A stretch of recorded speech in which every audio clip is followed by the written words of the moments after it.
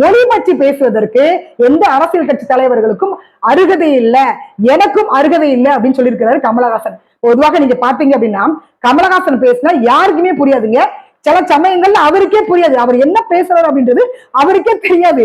ஒரு பத்திரிகையாளர் கேட்கிறாங்க, கடவுள் இருக்காரா இல்லையான்னு கேட்கிறாங்க கமலஹாசன். சரி, நாமளா இருந்தா என்ன பண்ணுவோம், கடவுள் இருக்கிறாரு இல்ல இல்ல இல்ல நான் தான் கடவுள் அப்படின்னு கூட நம்ம சொல்லியிருப்போம். பட் கமலஹாசன் என்ன சொல்றாரு அப்படின்னா, கடவுள் இல்ல அப்படின்னு நான் சொல்லவே இல்லைங்க, இருந்தா நல்லா இருக்கும் அப்படின்னு தான் நான் சொல்றேன் அப்படின்னு சொன்னவர் அவரு. அதே மாதிரி பாத்தீங்கன்னா ஏடிஎம்கே ஆட்சி காலத்துல விஸ்வரூபம் படம் வெளியாகிறதுல மிகப்பெரிய ஒரு சிக்கலுங்க. அப்ப அந்த நேரத்துல கமலஹாசன் என்ன சொன்னார் அப்படின்னு கேட்டீங்கன்னா, எனக்கு இந்த நாட்டை விட்டு வெளியே போறது தவிர, வெளியேறுவதை தவிர எனக்கு வேறு வழி இல்லைன்னு சொன்னவர்தான் இந்த கமலஹாசன்.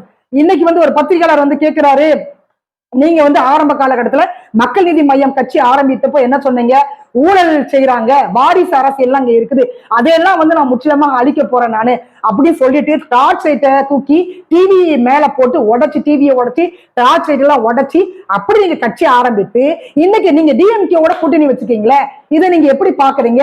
நீங்க ராஜ்யசபா சீட்டு வர வாங்கிருக்கீங்க, டெல்லி போக போறீங்க அப்படின்னு கேட்டதற்கு கமலஹாசன் சொன்னது என்ன, ஒரே ஒரு வார்த்தை என்னன்னா, நாட்டு நலனுக்காக தான் நான் இதை பண்ண போறேன் அப்படின்னு சொன்னாரு.